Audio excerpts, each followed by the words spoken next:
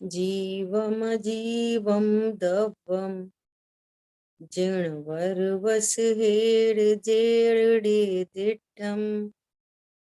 देविन्दविन्दवन्दं वन्दे तं सौवदा शिरसा।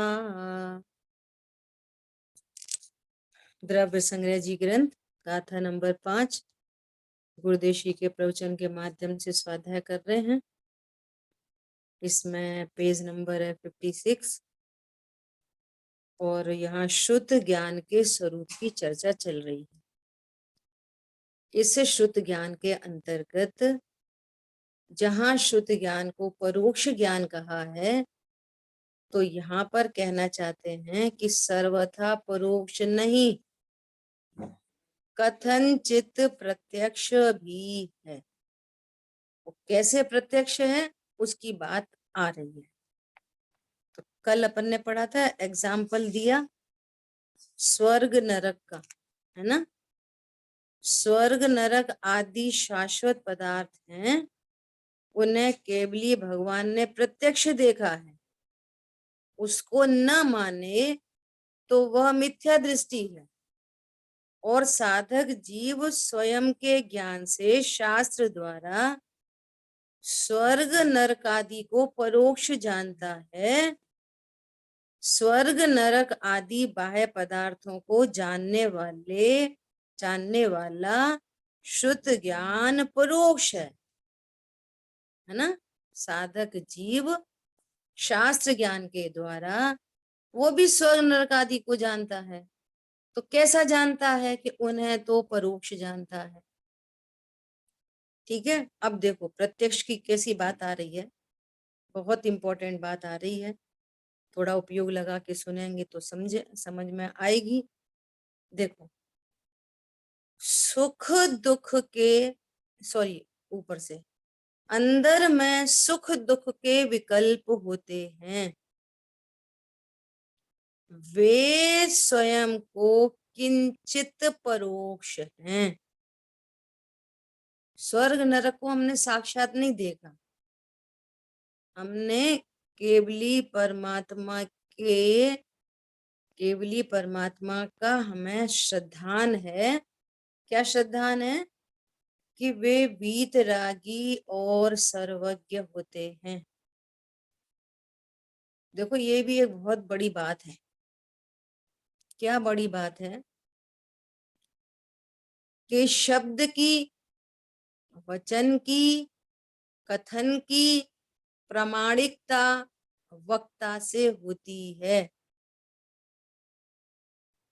यदि वक्ता प्रामाणिक है तो उनकी कही हुई सब बात प्रामाणिक है। समझ में आई बात? बहुत इंपॉर्टेंट बात है, ये न्याय की बातें हैं। क्या बोला?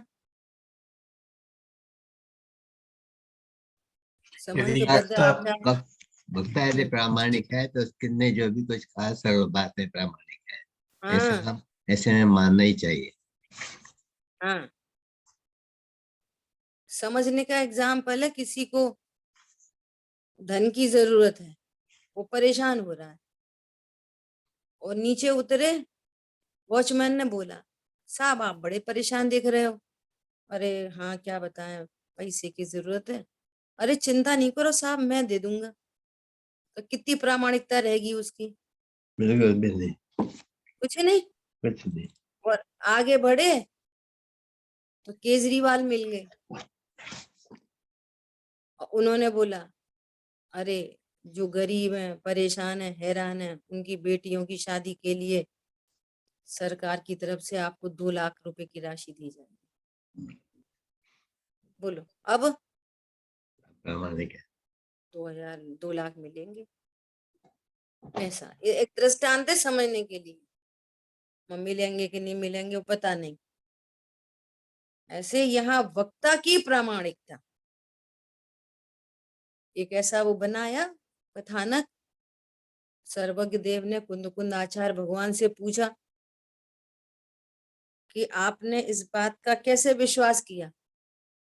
तो कह रहे हैं क्योंकि आप सर्वज्ञ हो। और आपकी सर्वज्ञता की प्रामाणिकता आपके वचनों से है। वचन की प्रामाणिकता सर्वज्ञ देव से है, क्योंकि आपके शब्द स्यात पद से चिन्हित हैं।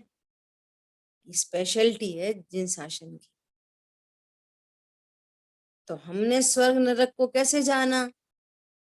सर्वज्ञ देव की प्रामाणिकता है तो उनके कहे हुए हर कथन की प्रामाणिकता है, ऐसे जाना। लेकिन अब ये किसकी बात चल रही है? अब अंदर में भगवान ने कहा है कि तुम सुखी दुखी हो, इसलिए हम मान रहे हैं कि हम सुखी दुखी हैं, ऐसा नहीं, ये तो हमें ऐसा प्रत्यक्ष पता चल रहा है। ये तो प्रत्यक्ष ही उन्होंने भी कहा है और हमको भी प्रत्यक्ष भाषित हो रहा है। समझ में आई बात? अभी तो हम अति शुद्ध ज्ञानी हैं, पर्याय सापेक्ष बात करें तो शुद्ध ज्ञान से ये सुख दुख के विकल्पों का जानना होता है कि नहीं जानना होता? और ये ज्ञान प्रत्यक्ष है कि परोक्ष है? बोलो। सर्वज्ञ भगवान के कहे अनुसार है कि हमको भी भाषित हो रहा है? हमको भाषित हो रहा है। तो उन्होंने तो बताया ही है आश्रय बंध को दुख रूप, लेकिन हमारे ज्ञान में भी उसका भाव भाषण हो रहा है, युक्ति न्याय से भी और भाव भाषणा से भी। हमारी बात ख्याल में एक गजब की बात है। देखो, अंदर में सुख दुख के विकल्प होते हैं, वे स्वयं को किंचित परोक्ष है। किंचित परोक्ष है। अब इसका ओपोजिट करो तो किंचित प्रत्यक्ष है। समझ आ गई बात? किंचित परोक्ष का क्या अर्थ है? किंचित प्रत्यक्ष है। मैं सुखी हूं, मैं दुखी हूं, ऐसा जो ज्ञान होता है वह किंचित परोक्ष है। किंचित परोक्ष है। अब किंचित परोक्ष में कौन सी अपेक्षा लगी है? कि इंद्री और मन इसमें निमित्त पड़ रहा है, लेकिन हमको सुख दुख का वेदन होता है तो वेदन अपेक्षा प्रत्यक्ष है, और इंद्रिय मन निमित्त पड़ रहे हैं, इस अपेक्षा परोक्ष है। ठीक है? देखिए, मति ज्ञान के विषय में सुख दुख की बात नहीं ली। सुख दुख के ज्ञान पूर्वक उसका वेदन होता है और वह शुद्ध ज्ञान का विषय है। बाहर के पदार्थों में तो सुख दुख नहीं है, लेकिन बाहर के पदार्थों के लक्ष्य से सुख दुख की कल्पना होती है, उसको शुद्ध ज्ञान जानता है। वह सुख दुख की मनोदशा को शुद्ध ज्ञान प्रत्यक्ष नहीं जानता, इसलिए वह परोक्ष है। लेकिन वेदन में तो वह प्रत्यक्ष है। सुख दुख का वेदन कोई परोक्ष नहीं। आत्मानुभूति के काल में तो बोला ही जाता है कि वेदन प्रत्यक्ष है, लेकिन अज्ञान दशा में भी मक्खी मच्छर हाथी घोड़ा सबको सुख दुख का वेदन होता है। शुभ सुख दुख का वेदन कोई परोक्ष नहीं है सर्वथा, वेदन तो प्रत्यक्ष है। समझ में आई बात? प्रत्यक्ष पने की अपेक्षा और परोक्ष पने की अपेक्षा एकदम स्पष्ट होनी चाहिए, तब वो सम्यक ज्ञान रूप परिणमित होगा। एक अपेक्षा को दूसरे में लगा दोगे, दूसरे की पहले में लगा दोगे तो काम नहीं चलेगा। परोक्ष कहने का क्या कारण और प्रत्यक्ष कहने का क्या कारण? देखो, तो पर दीदी के दीदी दीदी बोलिए बोलिए।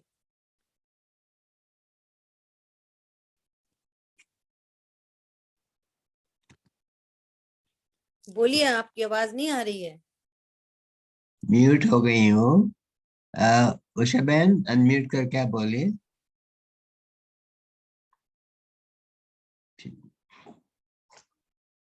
उनका उनका आईपैड में कोई प्रॉब्लम लगता है। कोई बात नहीं। सॉरी सॉरी दीदी, मेरा इंटरनेट गया था, मालूम नहीं डिस्कनेक्ट हो गया था। बोलिए।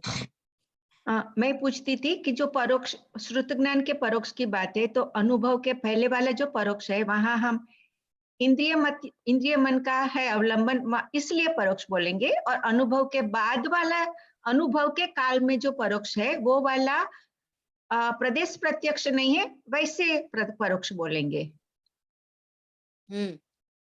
अनुभव के काल में प्रदेश प्रत्यक्ष नहीं है, इसलिए परोक्ष।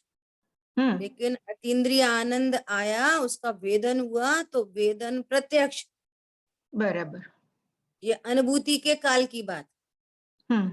एक सामान्य पने शुद्ध ज्ञान की जो बात चल रही है, उसमें क्या बोल रहे हैं कि जैसे मान लिया ये पेन है, इसको हम प्रत्यक्ष जान रहे कि परोक्ष?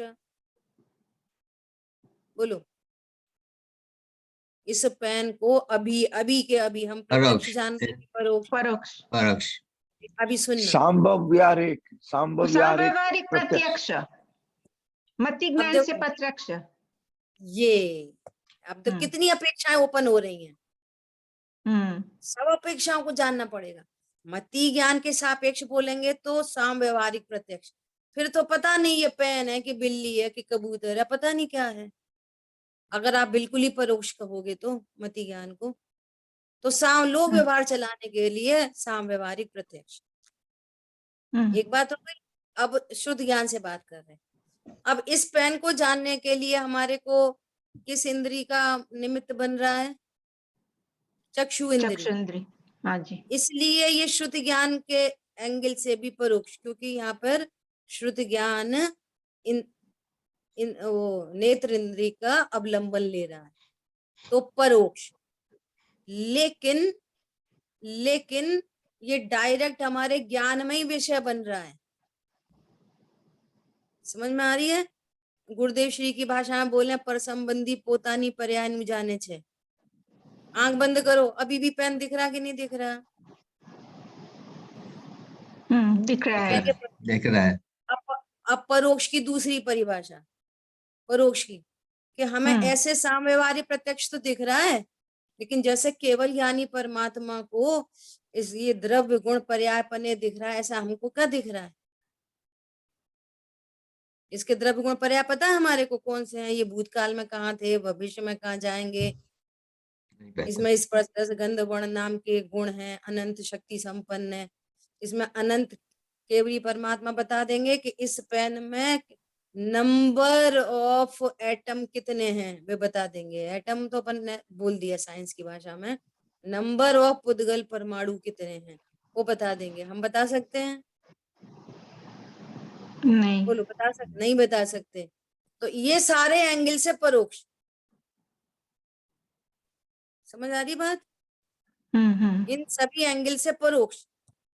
तो पर पदार्थ में तो हम परोक्ष का ही एंगल लगा लें, लेकिन जहां अपने राग द्वेष की भी बात जहां आती है, सुख दुख की बात आती है, आकुलता की बात आती है, तो उस आकुलता को भले किसी जीव को ये नहीं पता ये चारित्र गुण की विकारी पर्याय है कि ज्ञान गुण की है कि अविकारी है, क्या है, लेकिन सुख दुख का वेदन तो सभी जीवों को हो रहा है।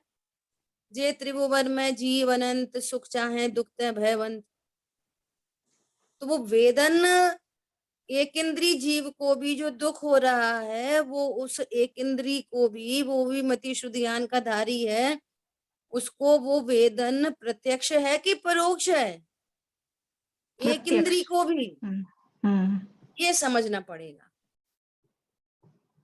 समझ आ गई बात? चींटी है और वो जा रही है, तो चींटी के पास आंखें तो है नहीं, 3 इंद्री है, तो घ्राण तक है, तो उसको स्मेलिंग हो रही है चीनी की, और चीनी की तरफ जा रही है ना। और जैसी चीनी को स्पर्श किया उसने, और रसना इंद्री के माध्यम से वो स्वाद ले रही है, तो रसना इंद्री के माध्यम से ज्ञान हो रहा है, मति ज्ञान, श्रुत ज्ञान, कि हाँ ये तो इष्टकारी वस्तु है, ये तो मीठी वस्तु है, वगैरह वगैरह। अब उस समय उसको क्या वेदन हो रहा है? सुख का वेदन हो रहा है। उसको सुख, चारित्र गुण की मंद कषाय रूप पर्याय उत्पन्न हो रही है, तो उसको सुख सुख सुख वेदन में आ रहा है चींटी को। और इतने में किसी ने गैस ऑन कर दी सपोज, और एकदम से उसको अब गर्मी का ज्ञान हुआ, स्पर्श, उसको स्पर्शन इंद्रिय है ना, तो ठंडा गर्म हल्का भारी रूखा चिकना वो सब ख्याल में आ रहा है उसको। तो जैसे ही पता चला ये गर्म, तो क्या होगा, उसको किसका वेदन हुआ तुरंत, दुख का। फिर क्या दुख का। करेगी, वहां से हट जाएगी, वहां से तुरंत हटेगी। और थोड़ा बहुत पैर वैर में जरा बहुत लग गया हो तो दुख का वेदन होगा उसको, किसको, तीन इंद्रिय जीव को। तो इस अपेक्षा से श्रुत ज्ञान प्रत्यक्ष है। समझ आ गई बात, ये बात चल रही है।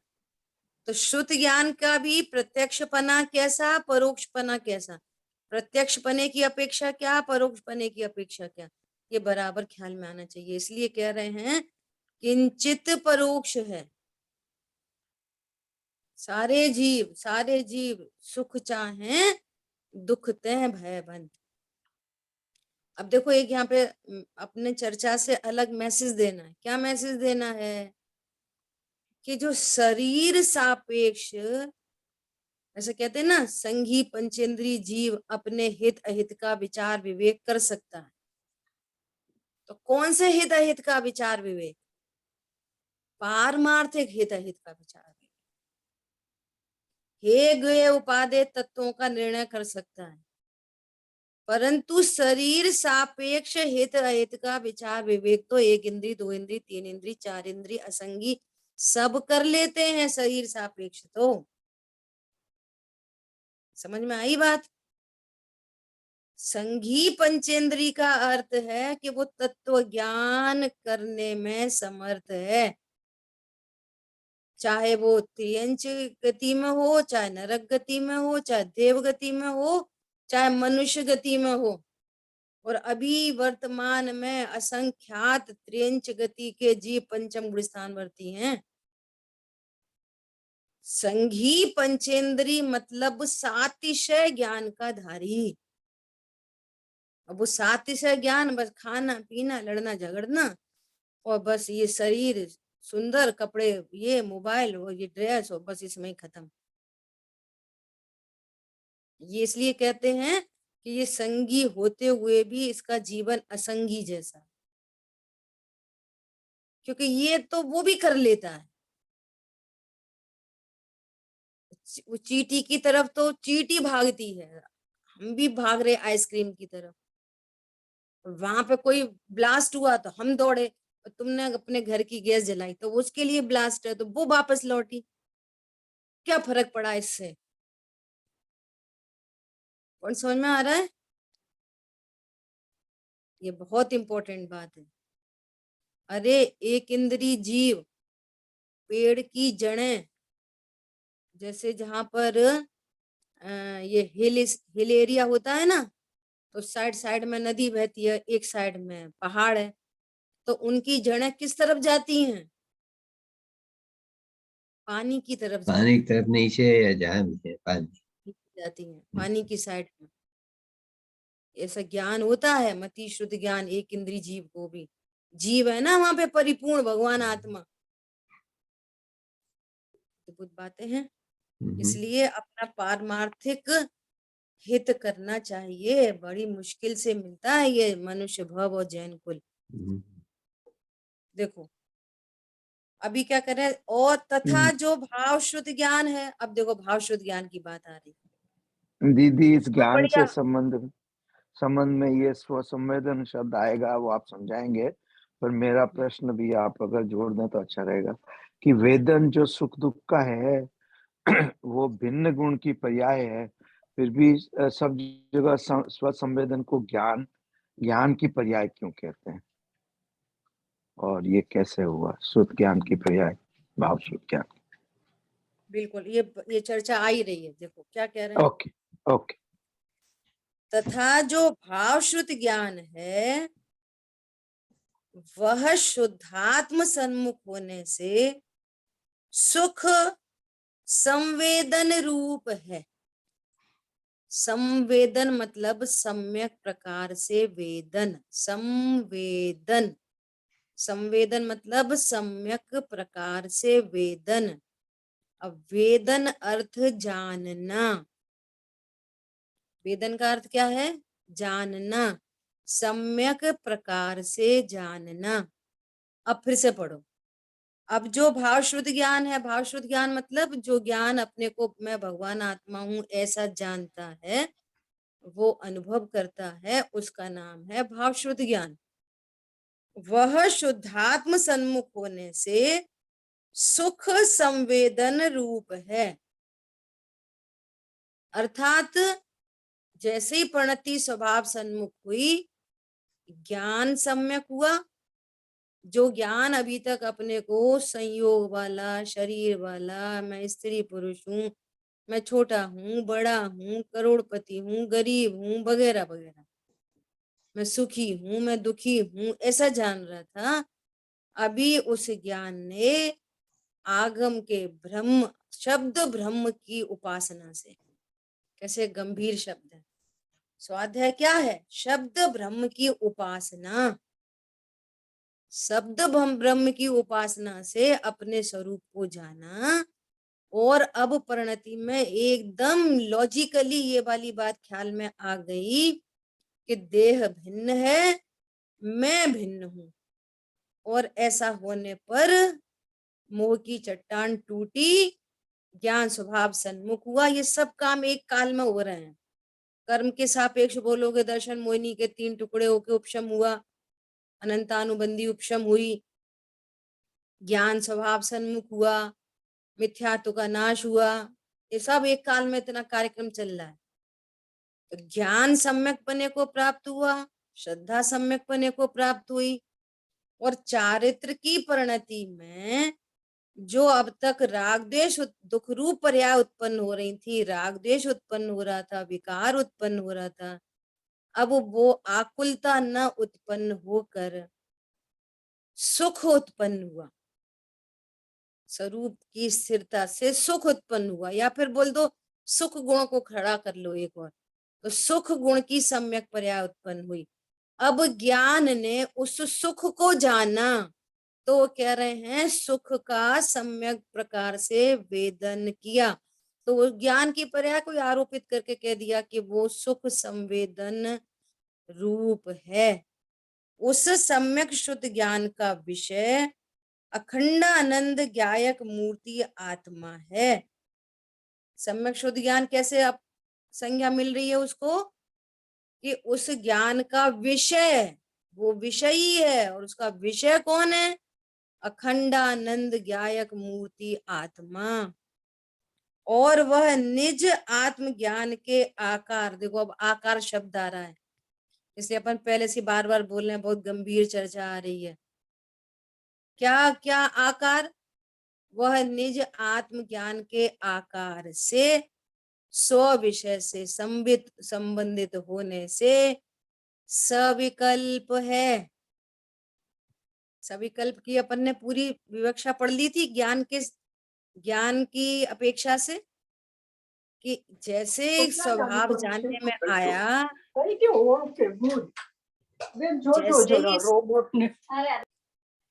बहुत महत्वपूर्ण चर्चा चल रही है, आप सब सुनिए ध्यान से, और म्यूट कर लीजिए आपके मोबाइल को, और म्यूट नहीं करें तो अच्छा है, शांत रहो, है ना। बहुत गंभीर बात चल रही है।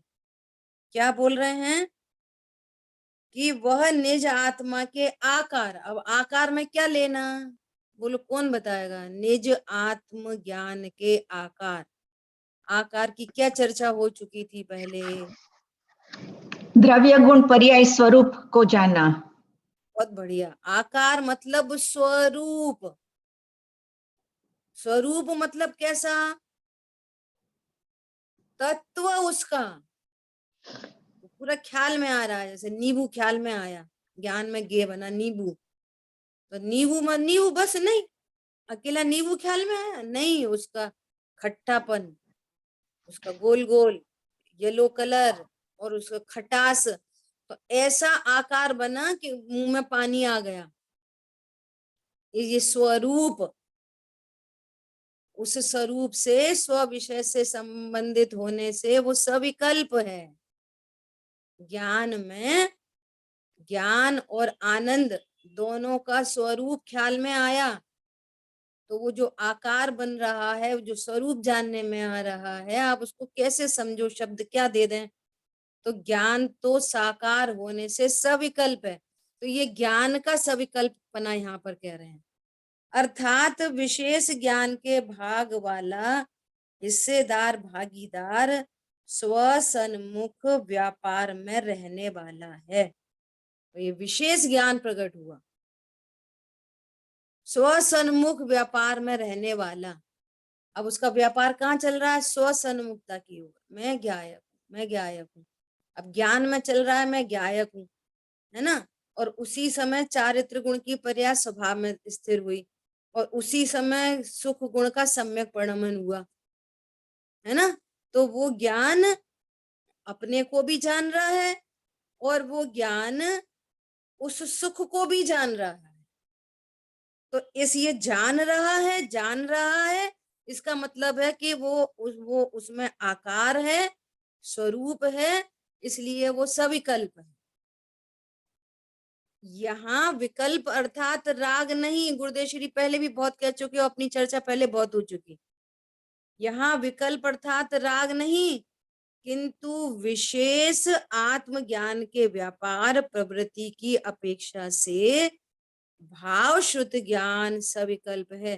केवली परमात्मा का केवल ज्ञान भी सविकल्प है, क्योंकि उसमें भिन्न भिन्न पदार्थों के भिन्न भिन्न भावों के आकार बनते हैं, उनके स्वरूप को जानने में आते हैं, तो वो ज्ञान साकार होने से उसको सविकल्प कहते हैं। तो भी इंद्रिय मन की ओर के झुकाव से होने वाले शुभ अशुभ भाव से रहित होने की अपेक्षा से उसी ज्ञान को निर्विकल्प कहते हैं, शुद्धोपयोग कहते हैं। अभी चारित्र गुण की अपेक्षा इस पर लग गई ज्ञान के ऊपर, कि जिस समय वो भाव शुद्ध ज्ञान सविकल्प है, उसी समय राग द्वेष का अभाव हुआ और वीतराग परिणति प्रकट हुई, तो उस वीतराग परिणति को निर्विकल्प कहते हैं। तो उसका उपचार ज्ञान पे भी लगा दिया, तो कह रहे हैं ज्ञान निर्विकल्प है। ज्ञान में चैतन्य को विषय बनाया, ज्ञान में चैतन्य को विषय बनाया, इस अपेक्षा से सविकल्प है।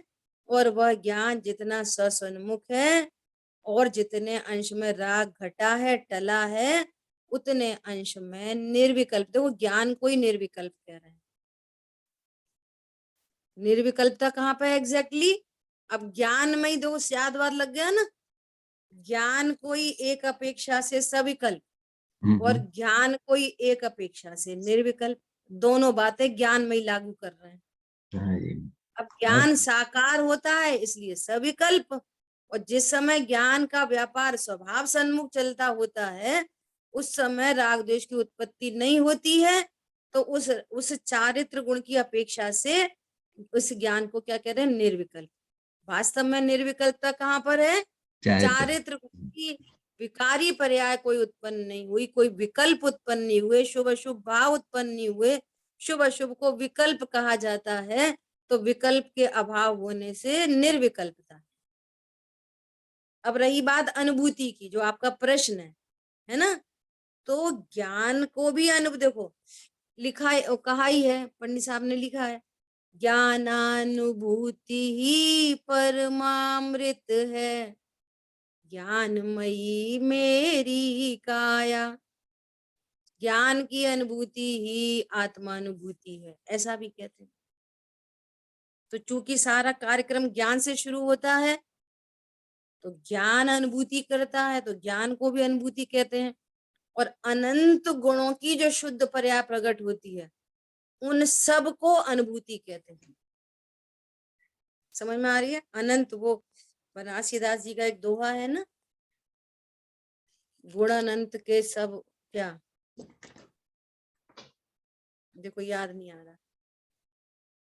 तो अनंत गुणों की जो शुद्ध पर्याय, आंशिक शुद्ध पर्याय प्रकट हुई, उन सब का ज्ञान जो हुआ, तो उसको भी अनुभूति कहते हैं। और चारित्र गुण की सापेक्षता से भी अनुभूति कही जाती है। तो जहां पर जो विवक्षा हो वो समझना चाहिए। समय सार जी में तो भगवान आत्मा को अनुभूति कहा, अनुभूति स्वरूप भगवान आत्मा। ये स्यादवाद है, अपेक्षाओं महिमा है, जो अपेक्षा हो वहां से समझना चाहिए। यहाँ तो अपनी अभी सविकल्प और निर्विकल्पता की बात हो गई, और मूल में चर्चा क्या चल रही है? शुद्ध ज्ञान के प्रत्यक्ष और परोक्ष पने की, है ना। भाव शुद्ध ज्ञान के द्वारा आत्मा को जाना, ऐसा कहना ये भेद कथन है। क्या बोला? बहुत महत्वपूर्ण बात है। भाव शुद्ध ज्ञान के द्वारा आत्मा को जाना, दो पार्टी खड़ी हो गई ना, आत्मा और ज्ञान। भाव शुद्ध ज्ञान के द्वारा आत्मा को जाना, ऐसा कहना यह भेद कथन है। अभेद दृष्टि में वही भाव शुद्ध ज्ञान आत्मज्ञान कहा जाता है। आपको मिठास का वेदन हुआ तो ऐसा नहीं कहते कि मिठास का वेदन होता है मिठास का, तो ऐसा नहीं कहते हमें तो मिठास जानने में आई। सीधा सीधा बोलते हैं मिठास जानना मतलब चीनी को जाना। ऐसे वेदन हुआ ज्ञान का, तो ज्ञान का वेदन हुआ, आत्मा का वेदन हुआ, एक ही बात है। समझ में आ रही है?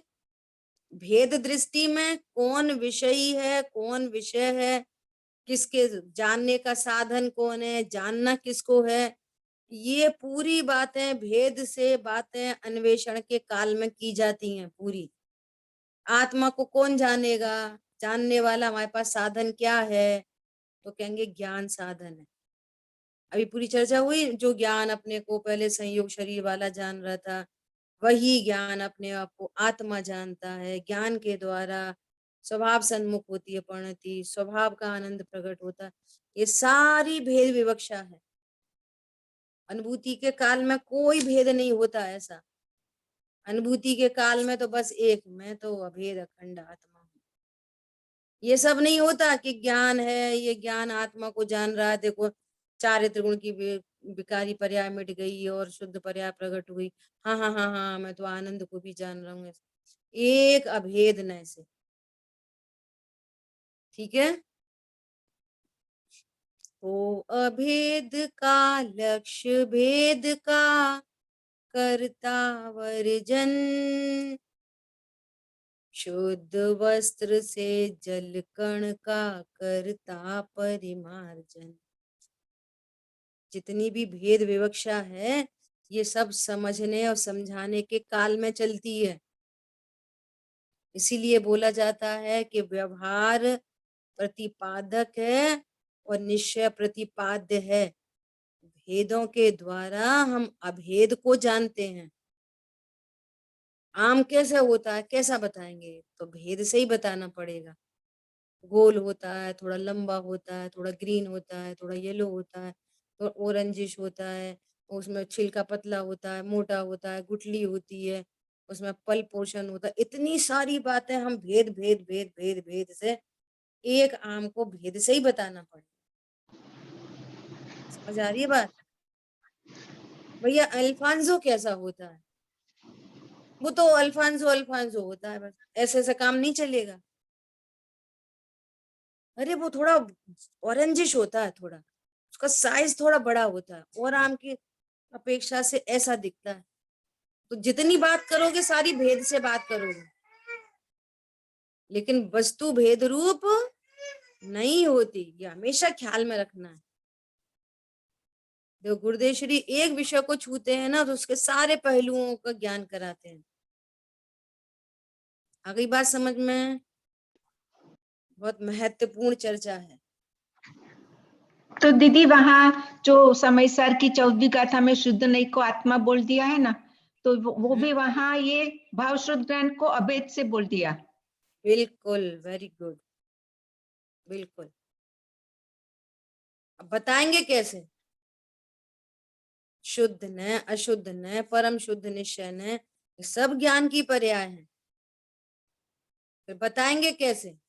और तुम बिल्कुल ही ज्ञान, इधर इतनी दूर ज्ञान और इधर इतनी दूर आत्मा, ऐसे ऐसे प्रदेश भेद थोड़ी है, स्वरूप भेद है। तो स्वरूप का ज्ञान कराते हैं, लेकिन वस्तु में असंख्यात प्रदेश, अनंत गुण, अनंत शक्ति, अनंत धर्मयुगल, अनंत पर्याय एक ही प्रदेश पर है, एक ही प्रदेश पर। जैसे मिश्री में हर प्रदेश पर सफेदी, हर प्रदेश पर सुगंध, हर प्रदेश पर मिठास, हर प्रदेश पर वही चीनी है। ऐसा नहीं कर सकते ये मिठास है और ये चीनी है, बोलो कर सकते हैं ऐसा? मिठास कहीं और है और वो मिठास अवलंबन लेगी चीनी का, नहीं नहीं। बोलो। सफेदी कहीं पे और है और इधर इधर मिठास है और इधर इधर सुगंध है, इधर इधर स्पर्श है।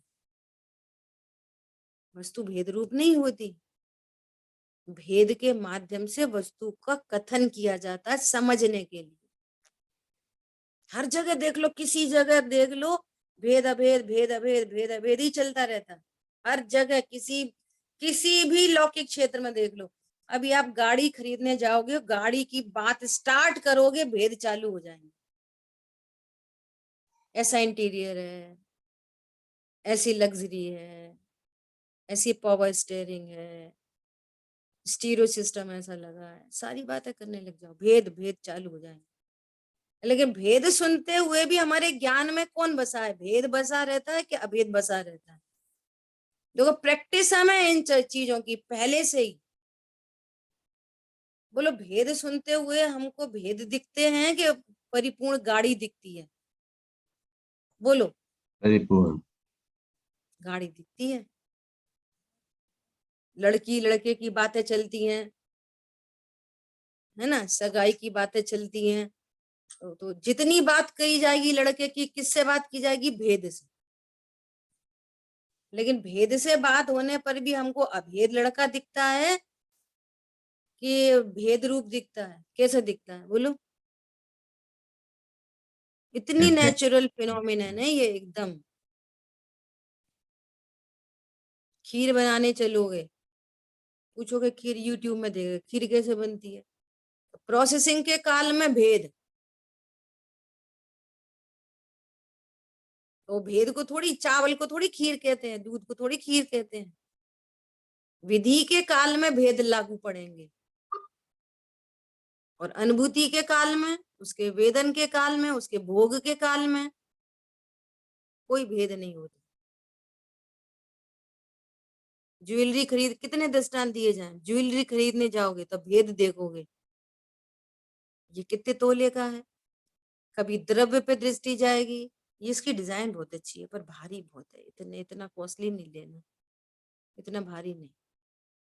तो कभी उसके द्रव्य पे दृष्टि जाएगी, कभी पर्याय पे दृष्टि जाएगी। और पहनने के काल में कोई विचार करता है मैंने 3 तोले का पहन रखा है कि 5 तोले का?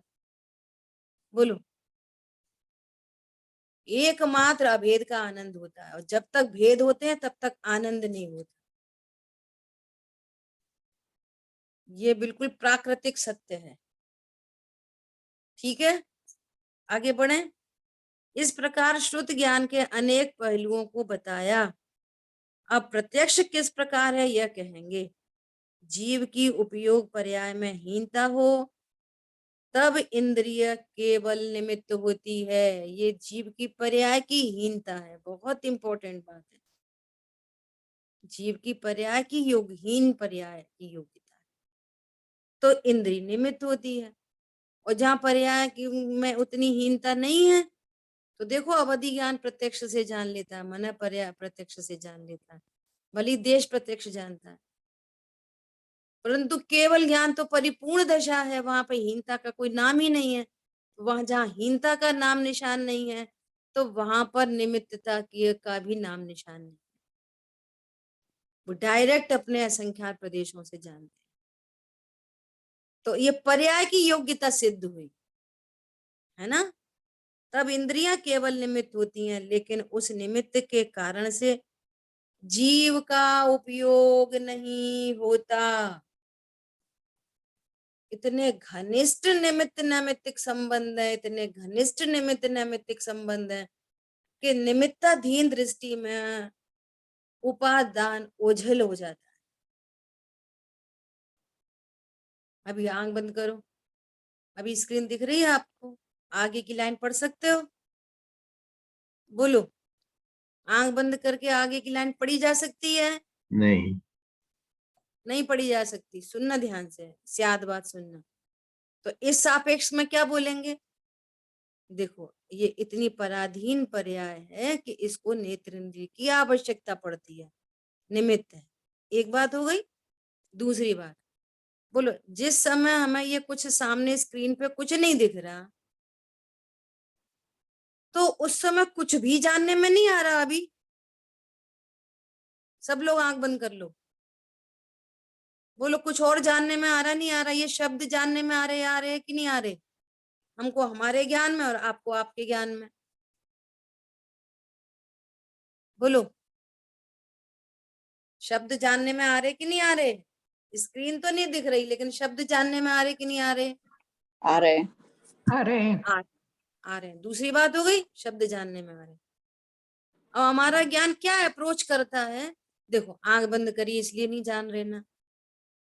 यहाँ सर्वज्ञ देव कहते हैं कि तुम्हारी ज्ञान की पर्याय की योग्यता अभी शब्द सुनने की है, सो तुम्हारे को शब्द ज्ञान का विषय बन रहे हैं। तुम्हारे को अभी वो स्क्रीन दिखने की योग्यता ही नहीं थी, इसलिए अनुकूल निमित्त आंख का बंद होना वहां उपस्थित हुआ। इधर से देखो, उपादान से क्या बोला?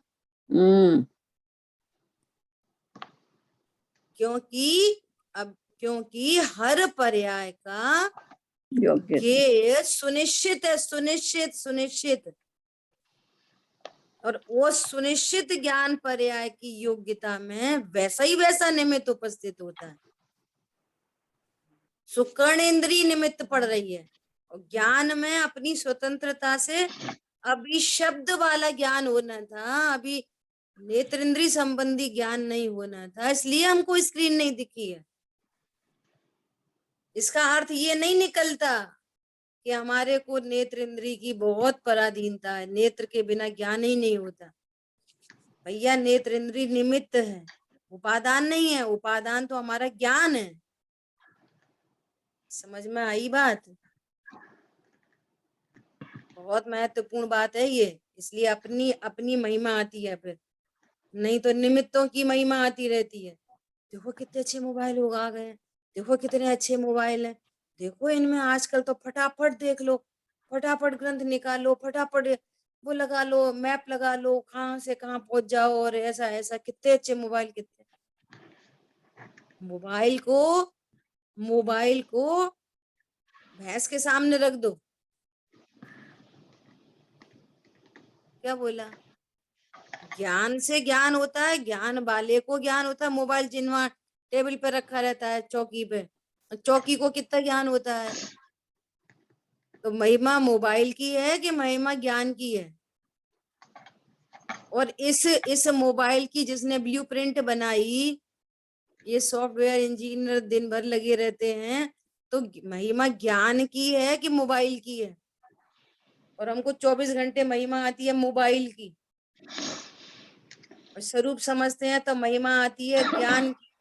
और जिसको ज्ञान की महिमा आई उसको ज्ञायक की महिमा आई।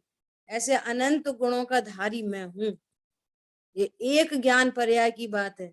और ऐसी अनंत ज्ञान की पर्याय का कारण एक ज्ञान गुण है, और ज्ञान गुण जैसे अनंत गुण अभी मेरे में विराजमान है, ऐसे अनंत गुणों का धनी अभी वर्तमान में हूं। तो पर द्रव्य की महिमा से दृष्टि हटी और स्वभाव की महिमा जिसको आ गई, उसने सम्यक को प्राप्त किया। समझ आ गई बात? अरे बोलो, आई कि नहीं आई? बहुत सुंदर दीदी, बहुत सुंदर, बहुत हाँ जी सूक्ष्म दीदी। है। ऐसी बात। क्या बोल रहे हैं? जीव स्वयं ही उपयोग में है। शुद्ध ज्ञान पर्याय के समय ज्ञानावरणी का क्षयोपशम तथा द्रव्यमन अध्यापक शास्त्र आदि निमित्त हैं। वह ज्ञान स्वयं के उपयोग स्वभाव से मूर्त अमूर्त पदार्थों को लोकालोक की व्याप्ति रूप ज्ञान से जानता है, लेकिन वह परोक्ष जानता है, तथा शब्द के निमित्त वाला जो शुद्ध ज्ञान है वह तो परोक्ष ही है। ऐसे डायरेक्ट अपन इन शॉर्ट बोले तो कि परद्रव्य संबंधी ज्ञान कहो तो वो परोक्ष है, लेकिन अपनी पर्याय में जो चारित्र गुण की खास तौर से जो विकारी पर्याय उत्पन्न हो रही हैं वो कथनचित प्रत्यक्ष हैं, क्योंकि प्रत्येक जीव सुख दुख का वेदन करता है और अनुभूति के काल में स्वसंवेदन ज्ञान में अतीन्द्रिय आनंद का वेदन प्रत्यक्ष है, और असंख्यात प्रदेश जानने में नहीं आते तो उस अपेक्षा से परोक्ष है। देखो समय तो अपना हो गया है, एक सेंटेंस बोल के लास्ट करते हैं कि अनुभूति के काल